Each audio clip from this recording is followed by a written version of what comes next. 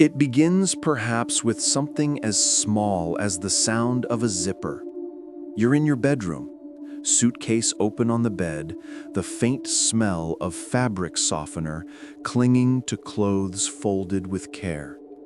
A hat, a map, a bottle of medicine, a pair of comfortable shoes, each one placed with quiet intention. You pause for a moment, looking at the passport on the dresser. The same passport that once held the promise of adventures, of new cities and oceans, of laughter shared with friends who may no longer be here. Now that same little booklet seems heavier somehow, not in weight, but in meaning. You find yourself wondering, as the evening light pools softly across the floor, why travel feels different now.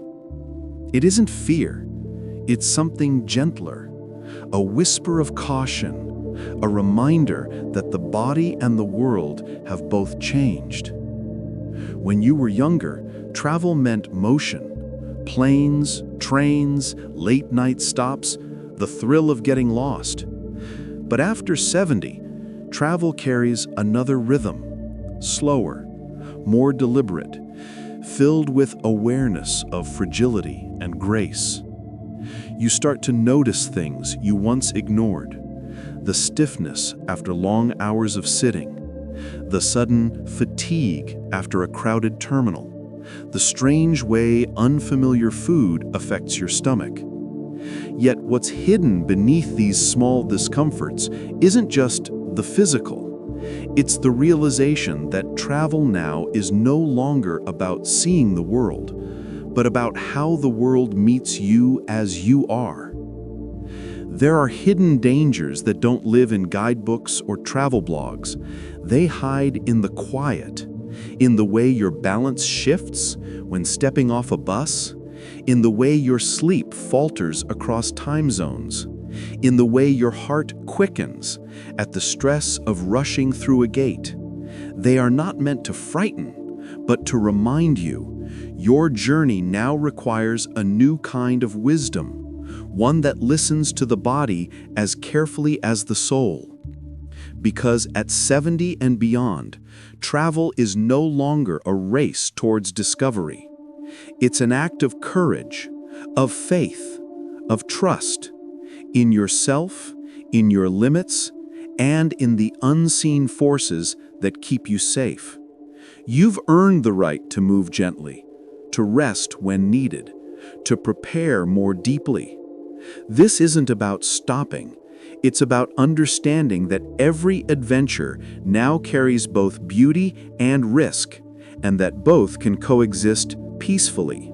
So, before the wheels lift from the ground or the road unfolds beneath your tires, there's something important to know.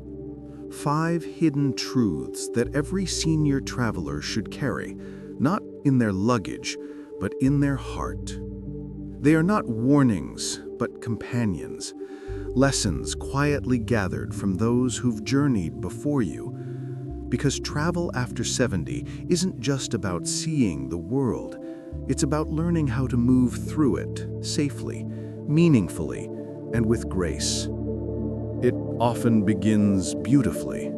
The excitement of a long-awaited trip, the soft hum of the plane, the first glimpse of a new horizon. It's all there, familiar, yet strange.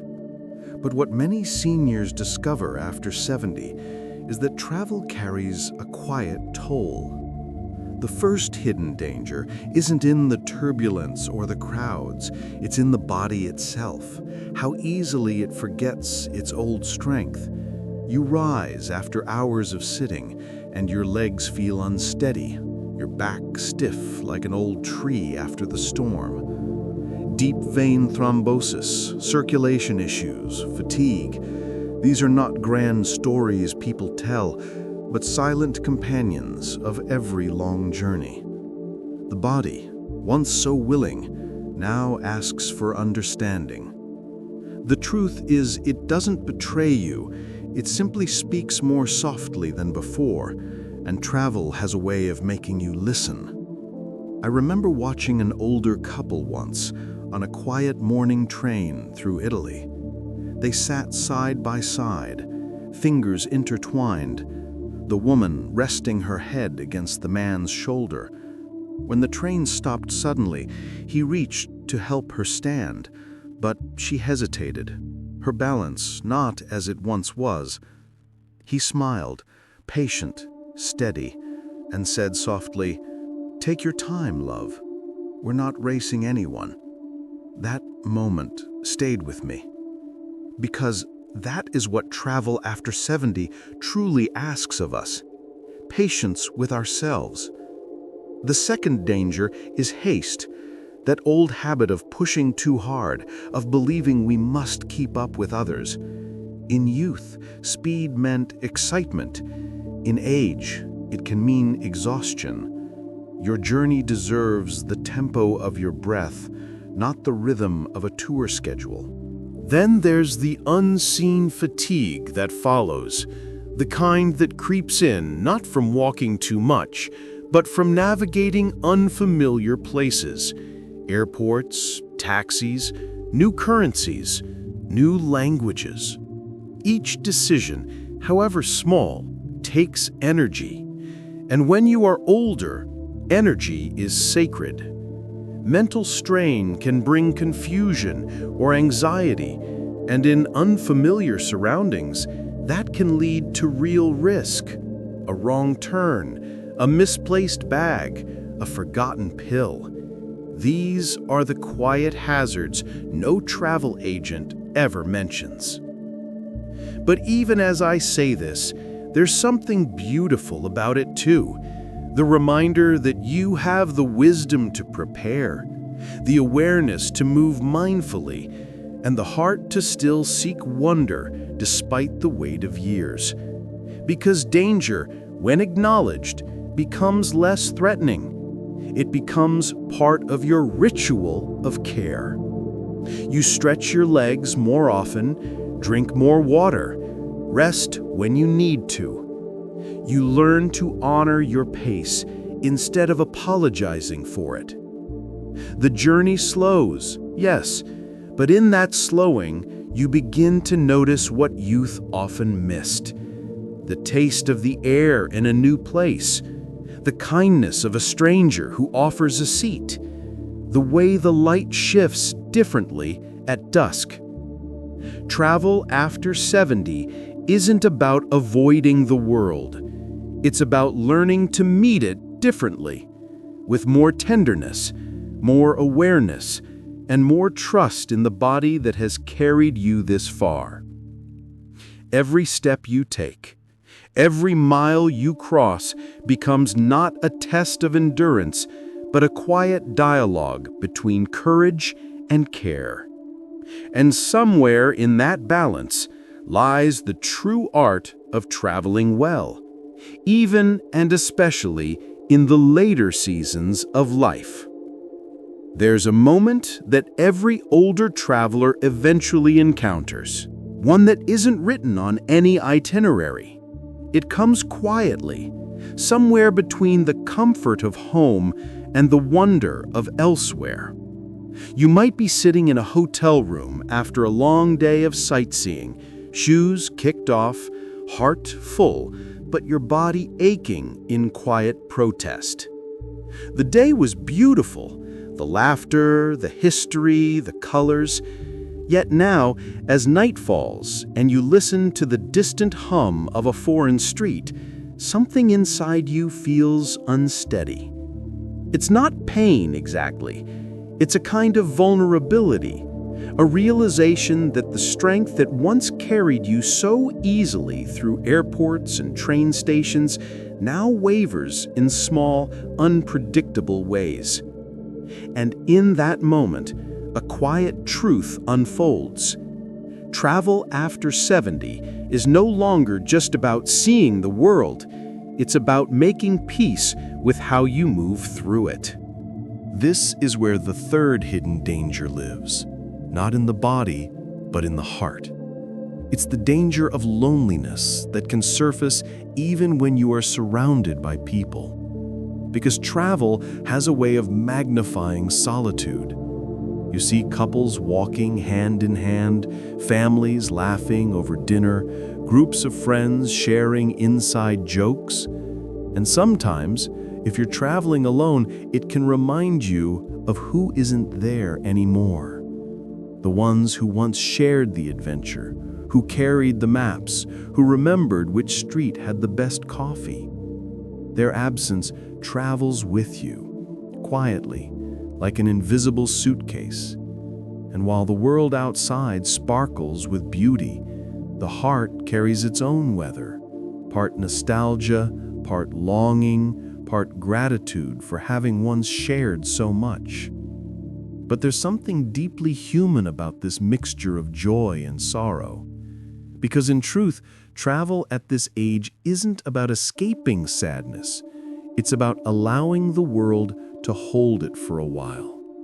You walk through a market, you taste something new, you hear a melody drifting through the air, and suddenly you feel both alive and wistful at once. The world becomes a mirror, showing you not just its colors, but the depth of your own story. Then, there's the subtle anxiety that can appear, not the loud kind, but the quiet uncertainty about safety, about health, about what if. It's the fourth hidden danger, the loss of control that comes when the familiar comforts of home are far away. When a flight is delayed, when you can't find your medication, when fatigue turns to dizziness. Those small moments of helplessness can weigh heavily on a traveler's heart. And yet, this too is part of the lesson, because what travel teaches, especially after 70, is surrender. Not in weakness, but in wisdom. You learn to ask for help, to trust the kindness of strangers, to accept that sometimes the journey goes differently than planned. There's courage in that kind of acceptance. A quiet, mature courage that doesn't roar but breathes calmly through uncertainty. You've faced far greater storms in life, and now each trip is simply another reminder that strength doesn't always mean independence. Sometimes it means connection, allowing others to guide, to assist, to care.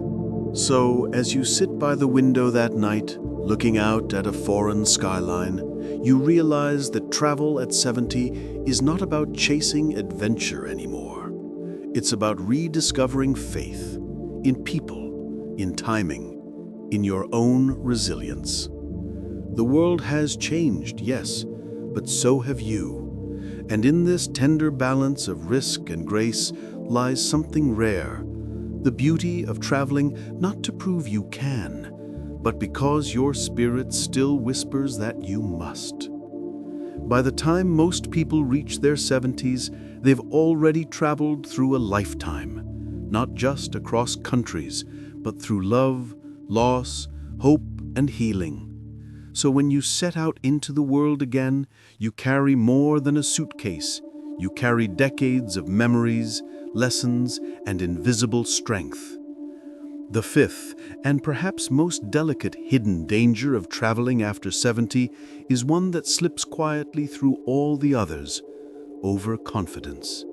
It's not arrogance, but a familiar trust in who you used to be.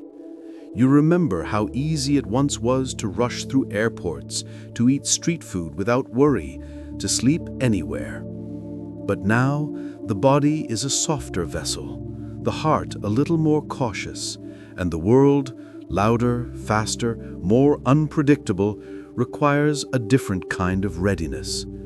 Overestimating your endurance or underestimating how deeply travel fatigue can settle into your bones can turn a beautiful journey into something unexpectedly hard. It's humbling, yes, but humility too can be sacred. Because understanding travel at this age isn't about limitation, it's about alignment. matching your journey to the rhythm of your present self. The wisdom of years has already taught you this truth in other forms. The art of knowing when to rest, when to speak, when to let go. Travel simply asks that you remember it again. You don't need to climb every staircase or chase every landmark. Sometimes, beauty meets you right where you are, on a shaded bench, in a quiet cafe, by the sea. Let the younger ones hurry ahead. You have nothing left to prove. What you seek now is not the number of places you've seen, but the depth with which you see them. And perhaps this is where the true understanding lies. That the dangers of travel, the fatigue, the imbalance, the loneliness, the uncertainty, the overconfidence are not enemies, but mirrors.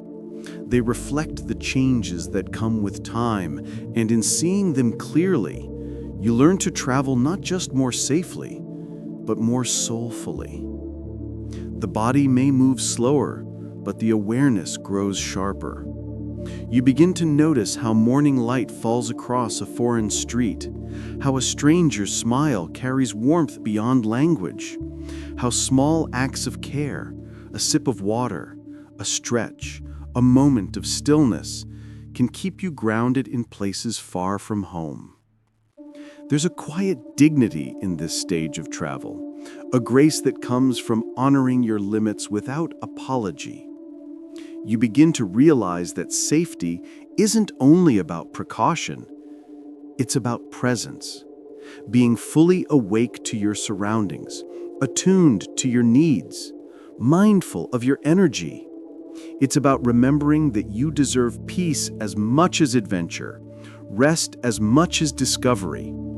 You've earned the right to move slowly, to plan thoughtfully, to say no when your spirit whispers, enough.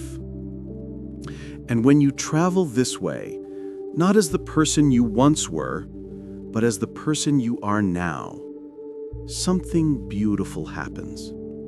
Fear loosens its hold. You begin to trust your instincts again. You find balance not by denying risk, but by respecting it. The world feels vast, yes, but also kind. And in that realization, the dangers lose their sharpness. They become gentle reminders to walk with care, to travel with awareness, and to let wisdom, not worry, guide your way. There comes a moment, often near the end of a journey, when everything slows down. Maybe you're sitting at an airport gate, suitcase by your feet, boarding pass in hand. The noise around you fades into a soft hum. You look out at the runway, watching planes lift into the pale sky, and you realize something quietly profound. Travel has changed you again, though not in the way you expected. It hasn't made you feel younger or braver, but more aware of fragility, of time, of the incredible resilience that still lives within you. The hidden dangers you once feared no longer feel like threats. They've become companions, reminding you that even after 70, you are still capable of movement, still capable of wonder. You simply move differently now, not with urgency, but with reverence. Perhaps this is what it means to age gracefully in motion. To understand that safety and beauty are not opposites, but partners. You prepare your medicine carefully, you listen to your body, you pace your days, but you also keep your heart open to awe. You allow yourself to rest when needed and to marvel when the world surprises you. You carry the softness of experience like a lantern, lighting the path not only for yourself, but for others who will follow. Because travel at this age is no longer about collecting memories, it's about deepening the meaning of the ones you already have. Every journey becomes a conversation between who you were and who you are becoming. And maybe that's the secret truth hiding beneath all these so-called dangers. They are not obstacles, but thresholds. Each one, fatigue, imbalance, loneliness, uncertainty, invites you to move with more grace, to care for yourself more tenderly, to see life not as a series of risks, but as a collection of moments worth living fully. The body may grow slower, but the spirit becomes vast. You start to see that travel after 70 isn't about escaping age, it's about embracing it as your wisest travel companion. So, when you finally return home, unpacking the souvenirs and the small reminders of where you've been, you may notice that the greatest souvenir isn't the postcard or the photograph. It's the quiet confidence that you can still explore, still adapt, still find joy in unfamiliar places. You've learned that peace doesn't come from safety alone, but from knowing how to balance safety with surrender. You've learned that even in fragility, there is freedom. And as the evening light settles on your familiar walls, and you place that worn passport back in its drawer, you might smile, not because the journey is over, but because you understand it differently now.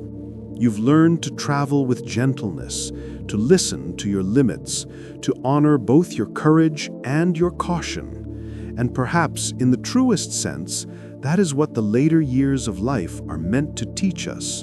That growing older isn't about the years we've lived, but the love, patience, and wisdom we finally learn to hold.